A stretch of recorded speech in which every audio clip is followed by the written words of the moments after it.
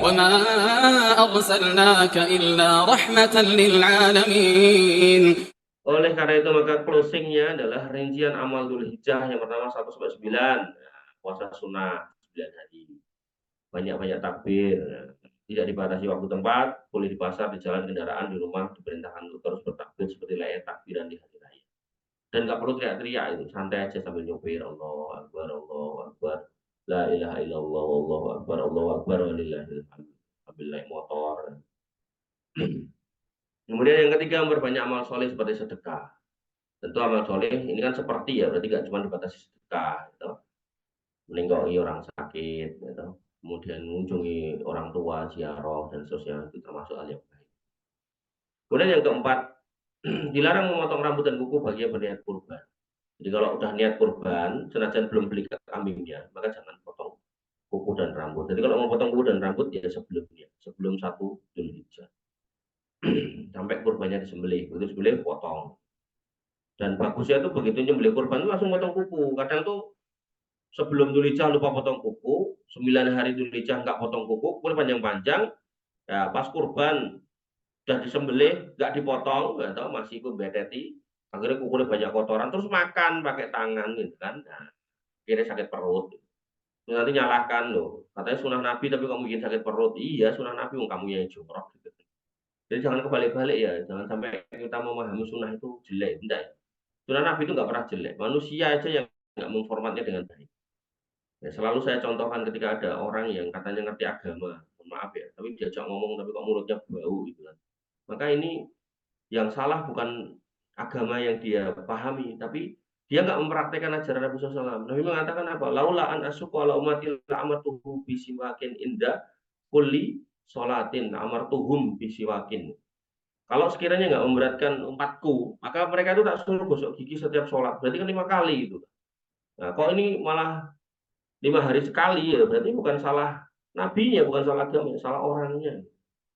Ya, maka yang harus kita pahami adalah jangan sampai kemudian kita menjelekkan aturan agama, kemudian kita mengolok-oloknya, sedangkan sebenarnya yang salah adalah kita dalam mempraktikkan aturan. Allah taala. Kemudian di tanggal 9-nya puasa Arafah, banyak doa, dan sebaik-baik doa, dan sebaik-baik doa adalah doa pada hari Arafah, yaitu apa ini? La ilaha illallah wa la syarika lahu mulku wa lahu wa la kulli syai'in qadir. Baik takbir daripada subuh, tadi ada khilaf di sini pada subuh kah, atau pada zuhur kah, atau pada maghrib kah, sampai tanggal 13. Dan ini sifatnya muqayyad dibaca setiap habis sholat. Ini beliau penulis langsung mengatakan setiap habis sholat, padahal tadi di jalan bisa, di majelis bisa, ya kan, di pasar bisa, ya kan? Di tempat tidur juga bisa. Yang ke-10, Dzulhijjahnya dianjurkan tidak makan sebelum sholat Idul Adha bagi yang korban, dan ini nggak berlaku bagi yang tidak punya korban. Kalau saya lebih condong tetap nggak makan buat yang nggak korban, gitu kan. Nah, cuman nanti pulangnya yang nggak korban makan nasi telur aja. Nggak korban kok. Gitu. Nah, yang korban ya bagusnya sih makan daging korban ya. Tapi kalau ini kesiangan perutnya sakit, ya masa makan nasi telur lagi. Ya, jadi ini harus dipahami dengan luas ya. Jangan kemudian ini yang korban sakit mah nggak boleh makan kamu kalau nggak pakai daging korban, akhirnya ngenteni sampai siang, akhirnya malah masuk rumah sakit. Nah, ini seperti itu. Allah taala. Kemudian sholat Idul Adha ini jelas. Ya.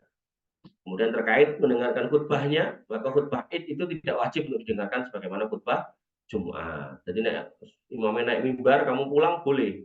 Cuma naik di rumah kamu cuma nonton TV ya, mending dengerin khutbah. Tentu dengerin khutbah punya pahala, nonton TV nggak ada pahalanya, bisa jadi malah dosa. Yang ketiga menyembelih kurban. Nah, ini menyembelih kurban di sini buat yang memang bisa menyembelih sendiri itu lebih utama. Tapi kalau nggak bisa, bisa diwakilkan. Nah, kalau diwakilkan ke tukang sembelih, jangan diambil uangnya dari hasil sembelihan. Insya Allah nanti ada babnya tentang kurban. Tidak boleh puasa pada Idul Adha, ini jelas. Sudah boleh potong rambut kuku. Bagi sohibul kurban, yang kurbannya disembelih pada 10 Dzulhijjah. Dan ini kesalahan sebagian orang ini nggak kurban tapi nggak potong kuku. Kukumu kok jauh banget kan Idul Adha, gue kurban orang gitu. Ini jangan ya. Jadi yang kalau emang nggak kurban ya potong kuku, potong rambut gitu kan. Maka biar ganteng. Hari-hari tasyrik 11, 12, 13 maka bisa menyembelih kurban buat yang belum, yang sudah pun juga bisa. Tidak boleh puasa pada hari itu. Kalau bertepatan dengan Ayyamul Bid maka yang tanggal 13-nya diganti di hari yang lain. bisa 16, bisa yang lainnya. Memperbanyak zikir, doanya adalah Rabbana atina fid dunya hasanah fil akhirati hasanah wa qina adzabannar.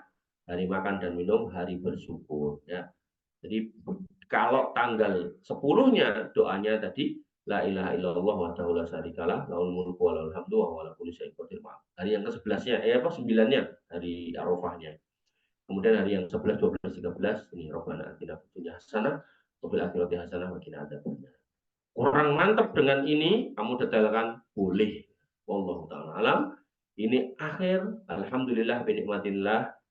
Alhamdulillahilladzi bi nikmatihi tatimmus sholihat. Segala puji Allah bagi Allah yang dengan nikmatnya segala kebaikan menjadi sempurna. Maka kita ucapkan syukur ya kepada Allah Subhanahu wa taala karena sudah mengakhiri kajian kitab kita yang pertama terkait dengan Dzulhijjah, yaitu amalan bulan Dzulhijjah. Maka kemudian kita ucapkan terima kasih juga buat penulis yang telah menulis kitab ini sehingga kita bisa pelajari. Semoga apa yang kita pelajari bermanfaat. Demikian yang bisa kita sampaikan dan kita diskusikan. Kurang lebih mohon maaf. Assalamualaikum warahmatullahi wabarakatuh. Assalamualaikum warahmatullahi wabarakatuh.